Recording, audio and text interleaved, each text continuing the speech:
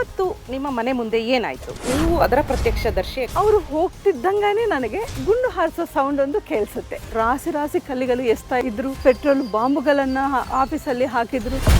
ಭರತ್ ರೆಡ್ಡಿ ಅಲ್ಲಿಂದ ಹೋಗಲ್ಲ, ಅಲ್ಲೇ ಇರ್ತಾರೆ. ಎಷ್ಟೋ ತನಕ ಇರ್ತಾರೆ? 9 ಗಂಟೆಯಿಂದ ಬಂದು 1:30 ತನಕ ಇಲ್ಲೇ ಇರ್ತಾನೆ. ನಾವು ಏನೇ ರಾಜಕೀಯ ಮಾಡಬೇಕಲ್ಲ ಅವನು.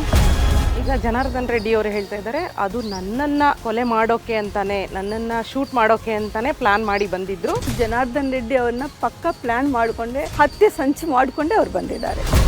ಆದ್ರೆ ಭರತ್ ರೆಡ್ಡಿಗೆ ಯಾಕೆ ಜನಾರ್ದನ್ ರೆಡ್ಡಿ ಅವ್ರನ್ನ ಮುಗಿಸ್ಬೇಕು ಅಂತ ಅನ್ಸಿತ್ತು? ಕೇವಲ ಅವನಿಗೆ ಏನು, ಜನಾರ್ದನ್ ರೆಡ್ಡಿ ಅವರ ಹೆಸರು ಇರಬಾರದು, ಅವನೇ ಭ್ರಷ್ಟಾಚಾರ ಮಾಡಿದ್ದು. ಭರತ್ ರೆಡ್ಡಿ ಯಾವ ತರ ಭ್ರಷ್ಟಾಚಾರ? ಮಟ್ಕ ದಂಧೆ ಇದೆ, ಇಸ್ಪೆಟ್ ದಂಧೆ ಇದೆ, ಮರಳು ದಂಧೆ ಇದೆ. ಭ್ರಷ್ಟಾಚಾರ ಬಳ್ಳಾರಿ ಮಾಡಿದ್ದೇ ಅವನೇ. ಡಿ ಕೆ ಶಿವಕುಮಾರ್ ಅವರನ್ನು ಮಾತಾಡ್ತಾರೆ, ಜನಾರ್ದನ್ ರೆಡ್ಡಿ ಅವ್ರನ್ನ ಮುಟ್ಟಕ್ಕಾಗತ್ತಾ, ಬಳ್ಳಾರಿನಲ್ಲಿ ಅವರನ್ನು ಕೋಟೆ ಕಟ್ಕೊಂಡಿದ್ದಾರೆ ಅಂತ. ನೀವು ನಡೆಸ್ತಾ ಇರೋದು ಹೇಳಿ ಸರ್ಕಾರ ಅಂತಾನೆ ನಾನು ಹೇಳ್ತೀನಿ. ಲಕ್ಷ್ಮಿ ಅವರು ವೈಯಕ್ತಿಕವಾಗಿ ಏನಾದ್ರು ಹೆದರಿದಾರಾ? ಜನಾರ್ದನ್ ರೆಡ್ಡಿ ಅವ್ರು ಏನಾದ್ರು ಹೆದರಿದಾರಾ? ನಾವು ಹೆದರಲ್ಲ, ಹೆದರೋದು ಇಲ್ಲ. ನಾವು ಇಲ್ಲೇ ಇರ್ತೀವಿ, ಬಳ್ಳಾರಿಯಲ್ಲೇ ಇರ್ತೀವಿ. ನಾವು ಬಳ್ಳಾರಿ ಬಿಟ್ಟು ಹೋಗೋದಿಲ್ಲ, ಎಲ್ಲಿಗೆ ಹೋಗೋದಿಲ್ಲ.